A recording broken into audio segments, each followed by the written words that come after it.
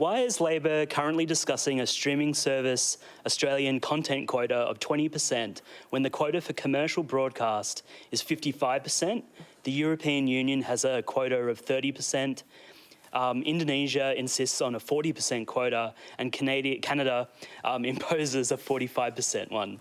And what will be done to make sure that these quotas won't be filled with poorly made content and that a diverse range of Australian voices are seen and heard on these platforms? OK, well, that's quite obviously a Minister for the Arts question, but I want to start with you, Haidon, because I know that Of course you do, PK. Why wouldn't I be the obvious answer to that question? Obvious here. Yeah, sure. Come on, you do. Go on. You do this work. Well, I do. You do? Yeah, so people pay me for it and everything. I know, it's amazing. But yeah, I'm also a big fan of the idea of quotas. I agree that Australia's streaming service quota needs to be higher. The stipulation that I would make is that there needs to be more investment in scripted content. And what I mean by that is content that's not reality television. So...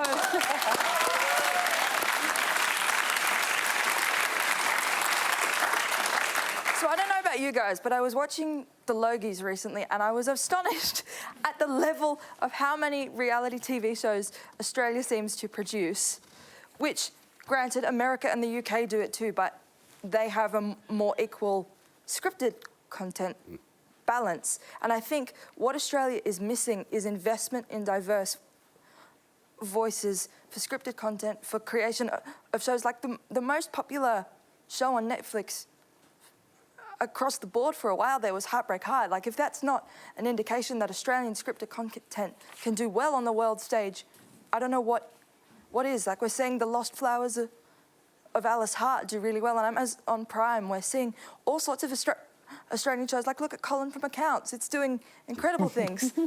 So, Tony, the question specifically about having a high quota. Yeah, so we actually have, like, in your question you referred to a 20%. The government hasn't made any decision on what the percentage would be, and what we've committed to is from the 1st of July next year there will be an Australian content quota, an Australian content obligation for streaming services.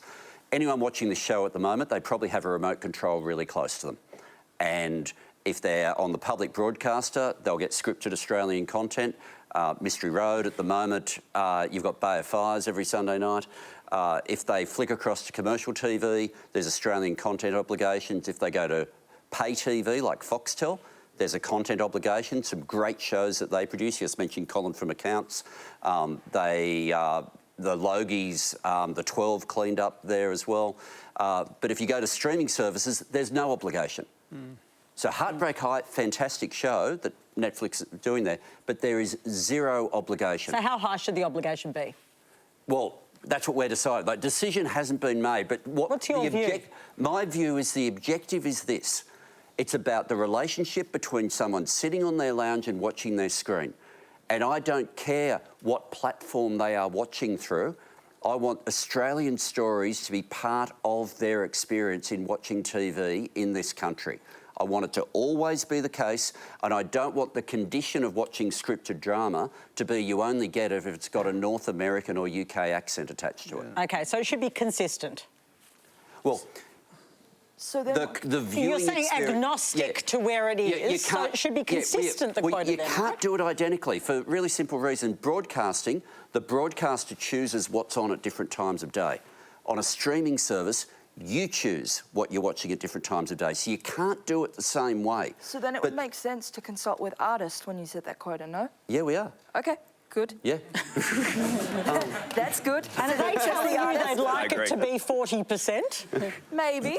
Maybe. Like other areas have done, you know, what is the EU is 30, Indonesia is 40, you know, Canada is 45. I mean, I'm ambitious. I feel like we could go for a 50-50 split. Yeah, because like, I agree with you. Like, I don't want, like, I know my friends with kids and they're growing up with American accents. Because, there is Bluey. Because there is Bluey, but they're watching Could I just content. offer that the other part of this is not only the content quota, it's the intellectual property of the artists, which is being lost to these incredibly powerful international streaming companies. Australia has like a $3.5 billion market. We have roughly 3.3% Australian content on Netflix, and the bulk of it is back catalogue, so old ABC programs from years ago. And when artists sell their rights to get a program made, commissioned, they lose those rights into perpetuity. So this is a conversation that I've been having with Tony, and I know the industry has as well, that, you know, there's a strong argument for those rights to revert after 3 or 5 years. So that the artists get them back.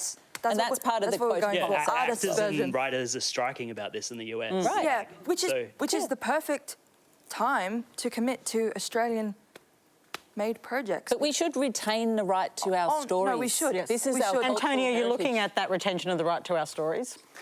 Where there's a few different ways you can potentially deal with that. You can deal with that through Screen Australia funding. You can deal with that through Which the is quotas. difficult It's to get one of the sometimes. things that's been put to us. I mean, And these decisions. are you working on it? Because obviously it's a huge issue. Oh, it's a huge issue. Michelle Rowland and I are doing this work together, but decisions of government haven't been taken yet. That's why I'm giving the frame as to how and why. But can I just say quickly, like, that content quota can't be from Australians who all look the same. Yeah, okay. Yeah. Just That's a good point. Just saying. Sam, would you support a high quota? I'm supportive of a high quota. I've spoken to Screenwriters Australia about it. How high do you want the quota to be? Well, I'm not going to put a number out there. Why I just not? think it should be high because I don't like just coming up with something off the top of my head. But a high quota, and the reason is because we need to tell our own stories, and often those stories are told and inject economic activity into regional areas. I mean, Echuca in my electorate is still significantly positively affected by All the Rivers Run, that was a miniseries filmed back in 1983. So there you go. And these things have great, it was great for tourism, and it showed people, that great era of the riverboats up and down the Murray, and it's been good for Echuca. We can do that with stories throughout the regions, and so I'm supporting you, Tony, on that one. Okay, everyone wants to go to Echuca now.